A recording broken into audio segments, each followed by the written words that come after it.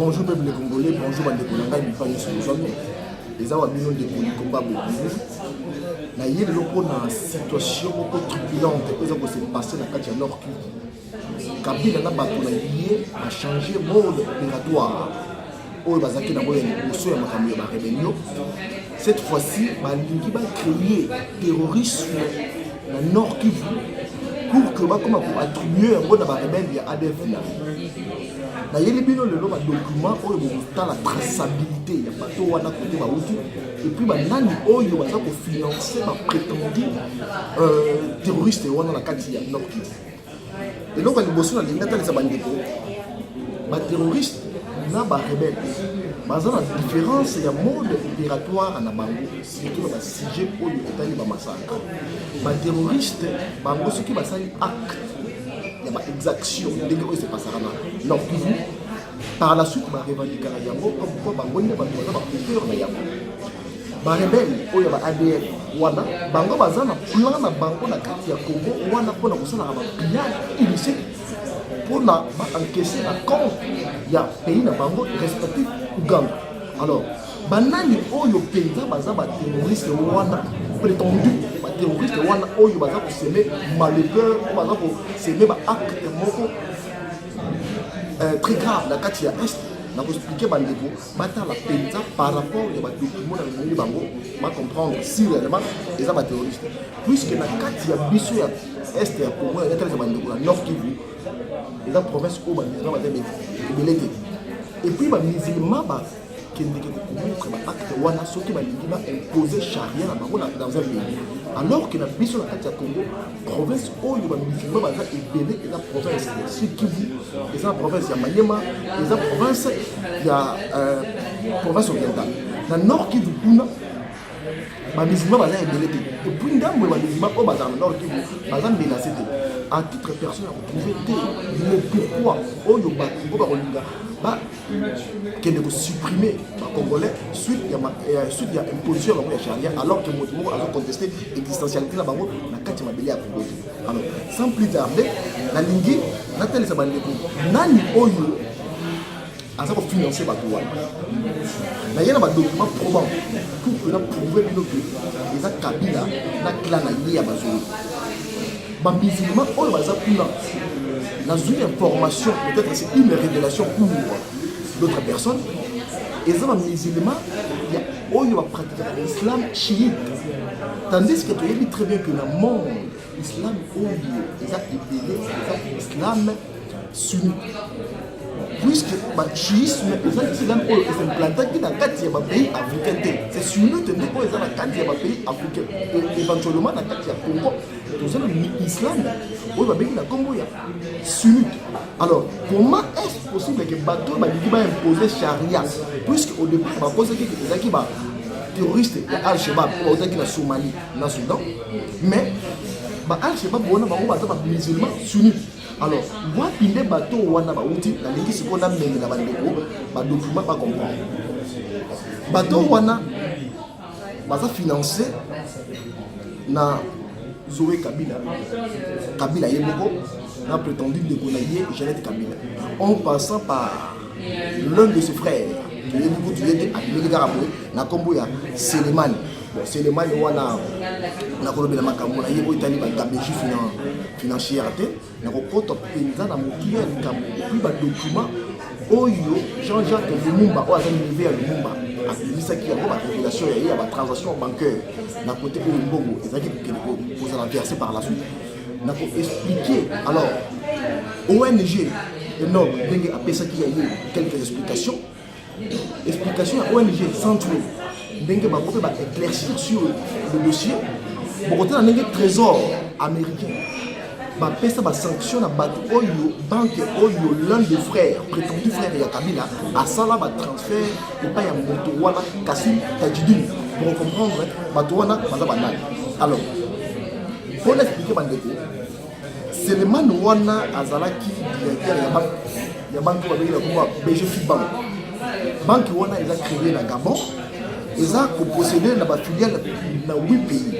Ils ont la Gabon, ils ont la Bénin, ils ont la République démocratique de Bissau, ils ont la Congo, Brazzaville en face, ils ont la Guinée équatoriale, ils sont à Madagascar, ils sont à Côte d'Ivoire et dans la France. PDG na yango on a Henri Claude Olima.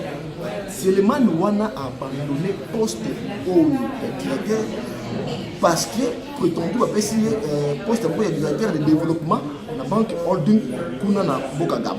Alors, les Cambosco il est comme Kinda, il pas les Cambosco il a bandé pas Oyo, ONG, un autre project, na le centre il y a Georges Toulet, acteur américain. Pango va lié la qui s'appelle ça dans le document Oyo ngai na botali sa bandeko awa siko awa na yela yango document Oyo ebimaki na RFI en 2017. Bota la filière Oyo mbongo eza ko transiter et par la suite eza ko la verser et pas ya ba terroriste Oyo bazolo bakimazaki ba Al-Shabaab. Na pouvez bazaki ba Al-Shabaab parce que bato wana bazaba musulman chiite Oyo eza majorité na kati ya pays africain. Alors, balobini RDC une ONG qui dénonce le transfert financier d'une banque vers le Hezbollah. Hezbollah est un groupe terroriste où il y a la sanction Union européenne et la sanction américaine. Alors, un groupe d'enquêteurs des ONG américains et là, Project dit avoir découvert qu'une banque congolaise, quelle banque congolaise, BGF Banque Oyo, Moko Yandeko Kabila, c'est les mani, qui dure vers des entreprises ou des particuliers finançant les Hezbollah Bank. La banque BGF est l'une des plus prestigieuses du pays. Elle appartient au frère du président Joseph Kabila. Frère Amoye Yenani, Zoé Kabila, il prétendre qu'il y a des banque wana mais directeur nango ezalaki on va prétendre pour le bac alors ceux qui frère naïe ceux qui amis de France naïe ba kola Tanzanie ndenge jeje que nous balobi ban camarade naïe tout ba longwa Tanzanie ba so ba écrit ba pantalon rotomuka ba comment ba chef na kati ya banque wana na kota na ba KBJ financière na banque alors sikoyo na même document RFI balobi les groupes d'enquêteurs américains disent avoir découvert 5 transferts d'argent doutés de plusieurs milliers de dollars. Tous ont lié en 2011 et ont pour destinataires des entreprises qui ont un lien avec Tassim Tadjidine. On a expliqué Bino, Kassim Tadjidine, où on a prétendu frère, il y a Polo, Congo, tout ça. On a entendu que sanctionner la trésor américain compte tenu il y a un financement lié à un groupe terroriste au Babek na Congo ya Hezbollah. Nous pas y avoir des comprendre Kabila Owana a comme créé un groupe terroriste dans le Nord Kivu puisque le plan de bango d'extermination, le plan de bango de supprimer les Congolais au départ. Et comme il faut tomber dans le pays, suite il y a des dénonciations, il y a des combattants, suite il y a des dénonciations des Congolais partout dans le Salaka. Nous avons prétendu opposant parce que le monde qui fait c'était récemment à Zalaki et pas y a monté Jean-Pierre Bemba à Moutaka de Koumissa que vous savez à Kometa exaction dès la carte de Congo non plus pillage illicite. Alors pour que n'importe un homme d'affaires belgo-libanais Tassim Tadjidine wana ata belgo-libanais qui est sous sanction du gouvernement américain depuis 2009 pour son soutien à l'organisation terroriste Hezbollah. On a cassé le Tadjidine. On a fondé Mbongo au Yazova. On a versé Wapi. Ils ont la provenance de qui BGF Oyo. Ils ont directeur Mikolo na Yamone. Ils ont éclairci à la RFI. Ils ont Zoé Kabila. Alors, pour il attend les abandonnés. Oyo Sikoyo, ils ont le Figaro. Le Figaro.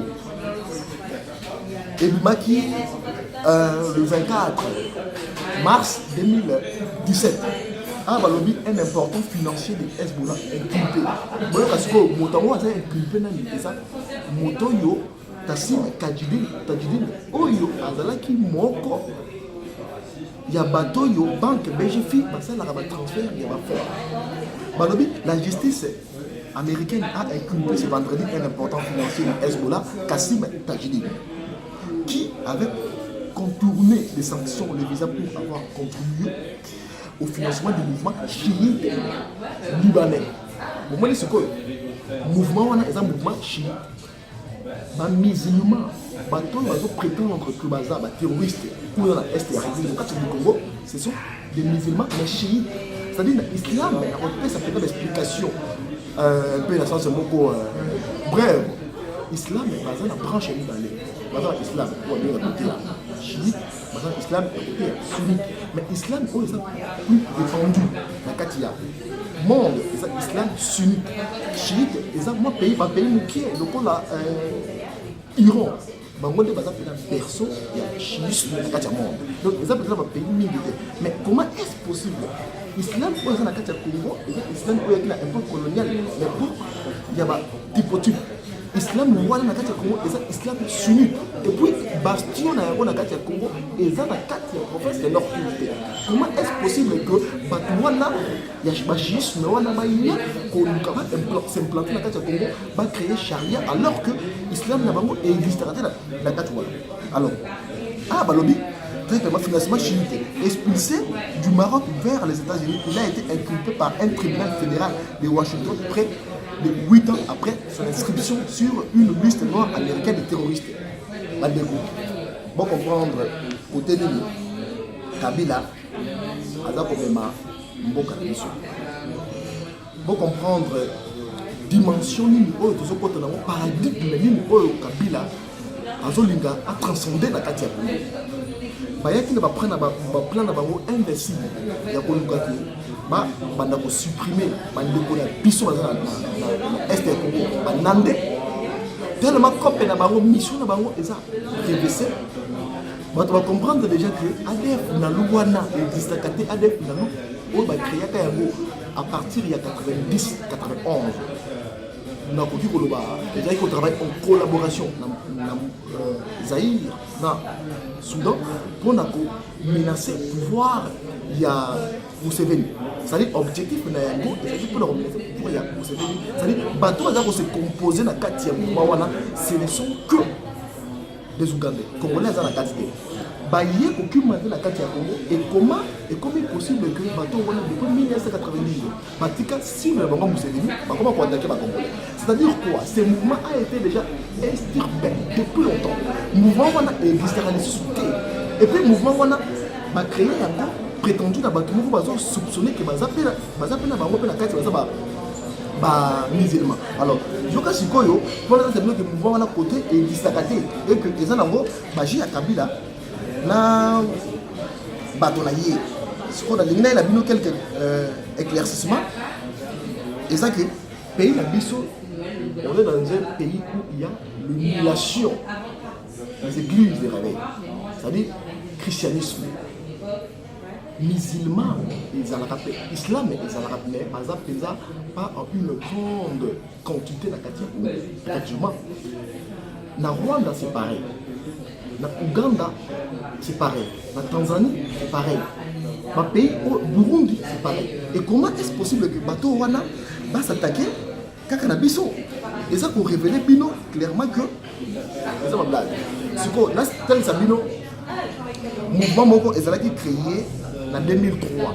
Il y a un Congolais la Congo Yves Kawa. Yves Kawa wana azalaki mwana ya chef coutumier. Dans la salle mouvement na yé azalaki proche na religion ou avec comme islam. Bon.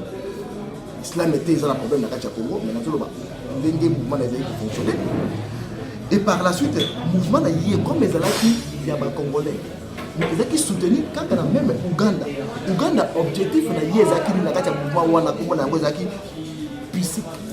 Ouganda, objectif, il y a un mouvement Yves Kawa, ils ont dit qu'autant la question où est le Makambo ethnique, foncière. C'est-à-dire Makambo Yamabele, na Makambo est ethnique Yabatu.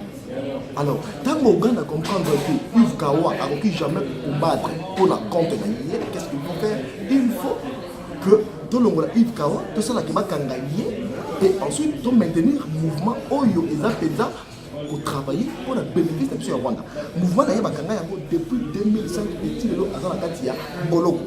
Et comment ADF Nalou peut exister pour ce mouvement depuis 91, depuis 90, 91, si les lots ADF Nalou, Baso Koka, Kolongola Yangote, Bandeko. Et ça déjà pour révéler que Et ça va mouvement moko il y a l'hôpital. Alors c'est pour dans le document Moses Awa, il y a des économistes sur chaque moment.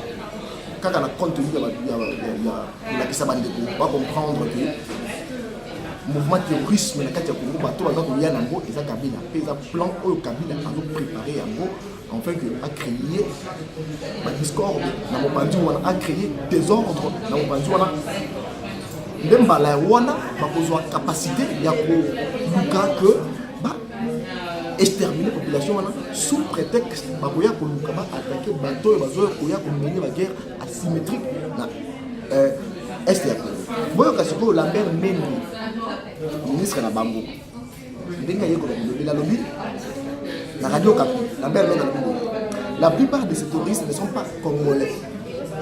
Ils ont déjà révélé quelque chose. C'est-à-dire que Balingi va annexer à mon abattu à ADF la loupe, ils ont juste prétendu mouvement rebelle. C'est ça que moi, il y a mouvement rebelle, le rôle là, le lien ADF la loupe, n'a pas de moi, tu vas comprendre, moi, terrorisme. Alors, ils ne sont pas congolais. Et nous avons pris toutes les dispositions militaires pour empêcher une telle situation. Vous avez déjà, côté Nini, la blague, bateau wana, baza comme maintenir toujours l'idée de la expansion. Bah Rwanda tellement molécule. Là, il y a le miracle. Ici, il choix parce que le musée a pouvoir et que les Congolais sont à découvrir qu'il est le musée. Qu'est-ce qu'il faut faire à nouveau? Il faut créer un groupuscule et enfin que ce groupuscule est comme répandu à côté comme attaquer bateau sous prétexte que bazolinga ba supprimer ba mouvement wana ba linga ba ko sabino que to lingi to dissoudre tout genre il y a ba mouvement s'implanter dans l'est. Or il faut archiver boyo kasiko awa Jean-Jacques Lumumba a fait quelques éclaircissements concernant Banque Wana PGF ou le cinéma de Wakabila pour un transfert beaucoup un peu mystique sur le Salamaki. Alors, le financement du terrorisme est plus particulièrement encore le Hezbollah, étroitement lié à l'Iran. L'Iran, bastion, il y a chiisme dans le monde.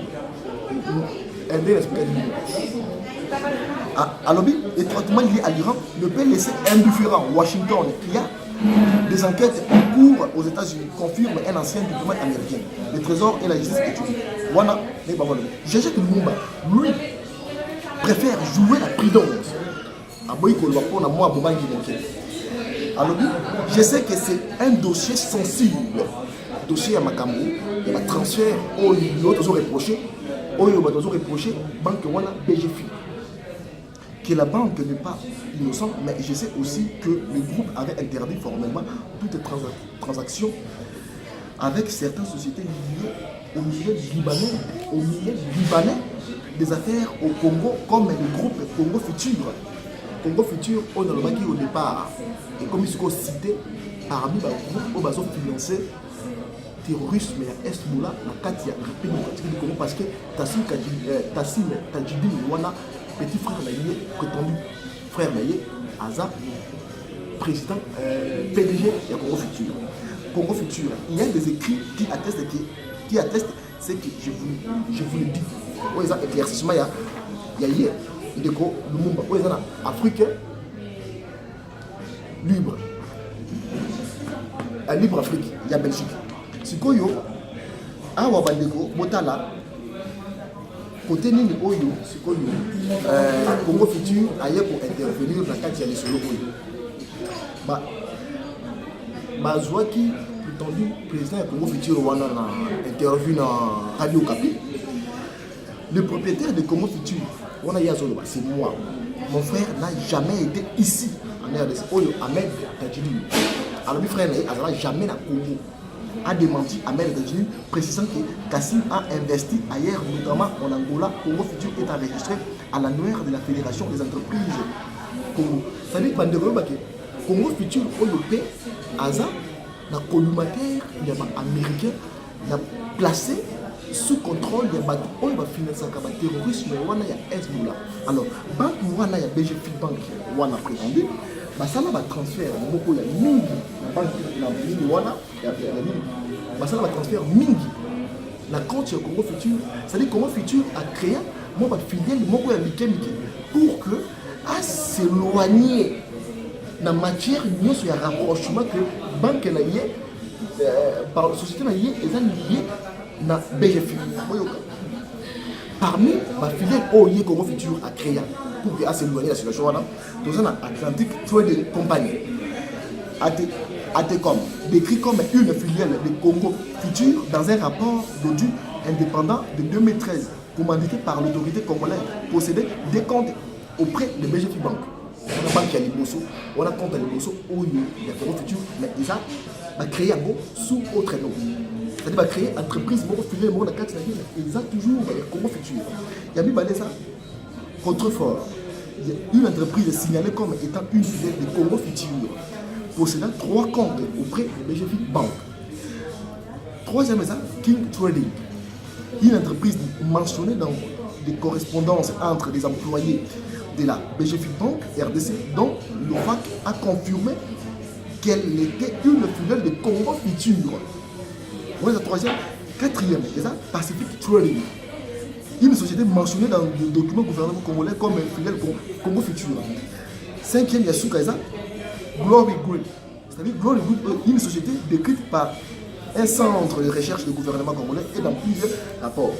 C'est-à-dire que, pour que, là, expliquer le document ONU sur ça pour prouver bien que le pays d'Abisso est très très très en danger. Autant les vidéos et déco, il faut publier yango. Les attaques que sont publiées vidéo pour signaler pour alerter les gens qui ont danger moto à sali vidéo à la télé. Mboka na biso et comme le col a bâti tonneau il y a essence licolo bandeko. Soko boza comme on a dangerosité des au pays d'Abisso à courir, c'est très dangereux. C'est-à-dire moto il a qu'on lutter pour la situation où dans le but que moto il a qu'on taxer de craquer en quelque sorte, puisque ça c'est une situation une situation périlleuse.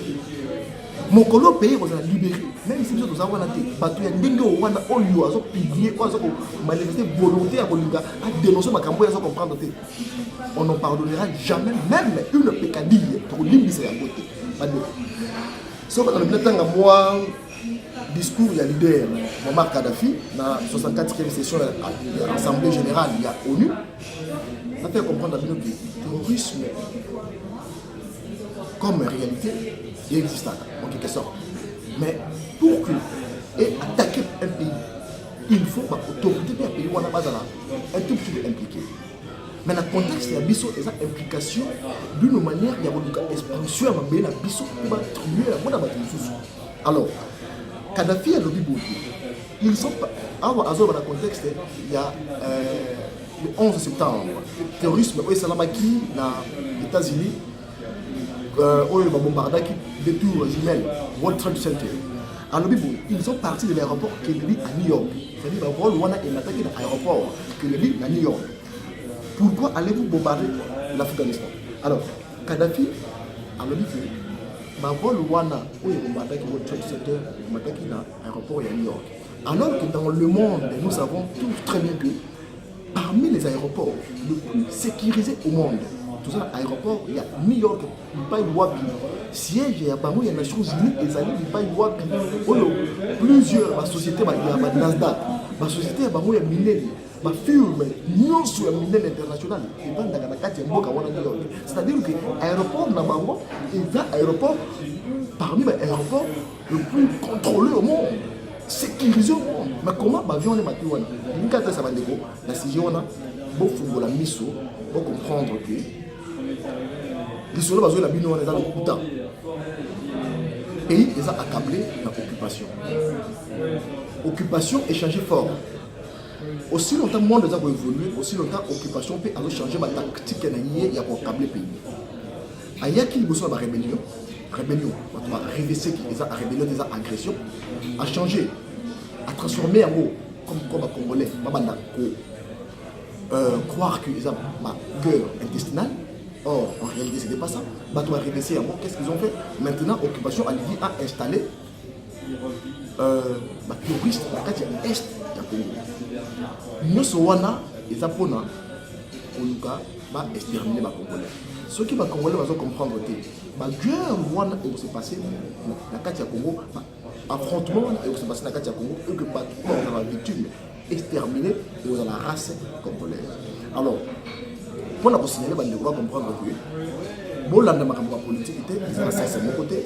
Les politiciens, ils ont compris le mal au moment où ils ont Félix, tu sais que il y a un à Bruxelles, moto il a créé ADF actuel parce que c'est pas ADF à l'époque. Félix a créé le Nengue Moko Bemba à Sala qui est ma condescendance. Quand il y a Sala qui est de côté, il pillage wana parce que c'est là na voyage na document. Alors, pour nous ressources ce sujet sur les gens, on découvre les bases tout là. Bino besoin de 1000 km, beaucoup ça la nini, bino kakakoloba. Le mouvement citoyen est libre, on dit que c'est un dans les Guinéens, ça va devoir comprendre qu'il y a plusieurs mouvements citoyens où ils ont soutenu la moto avec il y a Georges Soros. Georges Soros, il y a une université dans le pays d'origine, en Hongrie. Pour la Monsala, il y a un sommet de pays, pour le bénéfice des États-Unis. Alors, moto wana, les motos bino pour sa confiance, il y a un soutien à lier le mouvement citoyen. Moi, je ne crois pas. Il y a quelques mouvements citoyens où il ont déclaré que c'est vrai. Ils taxer tout de la même manière, mais il y a quelques mouvements citoyens où ils pensent qu'ils sont vrais. Mais il faut voir qu'il y avait un mouvement citoyen dans Burkina Faso, Balé, où qui parmi les moteurs, les Serge Bambara, les franco-burkinabé, maman la yaza française, pourquoi si ceux qui montent sur le pour le pays, peu importe le pays à Botanie, ils ont matière à débat traité en réalité. Mais ce que je crains beaucoup dans la Congolais, c'est que le mouvement citoyen wana ezala lolenge moko oyo ya imbonera kure eza mouvement citoyen oyo pe mouvement ya jeune oyo va supporter Pierre Nkurunziza na kati ya Burundi. Ce sont des mouvements citoyens créés par les pouvoirs en place afin que va créer trop mon soki bino moye pour se passer par bango eux bino croire que le mouvement citoyen lolenge wana lokola ba imbonera kure et pour apporter quelque chose pour na mboka na biso. Merci peut-être bandeko na ngai olandi vidéo oyo ko hésiter pour partager parce que mboka est dans une situation beaucoup très grave. Côté la teke tout de suite yoka yango non yoka yango mais la question est que le go mosusu wana yepa yebi yango. Ça là est un message ezala répandu enfin que bandeko nyonso ba la situation avéreux ça va se passer en mboka na bango pour que Bengana, Botala va représenter, ce sont des aventuriers. Bango Moro da Bango Moni, moi, imbroglio, comme vous savez, ma tante de Bango, Bao il va le baqueter, Biso tel, Bao il va le baqueter, Biso il fallait un tel. De l'autre côté, Félix c'est que le petit de l'eau a posé papa Nayete sous prétexte que vous avez passé là, monument en gros, ce qui vous a amené dans le photo cariatide, la carte de Congo, puisque tout un personnel n'a évité de venir à porter la Biso. Congolais la Katia République démocratique du Congo. Merci Bandeko Nangai, Ingeta.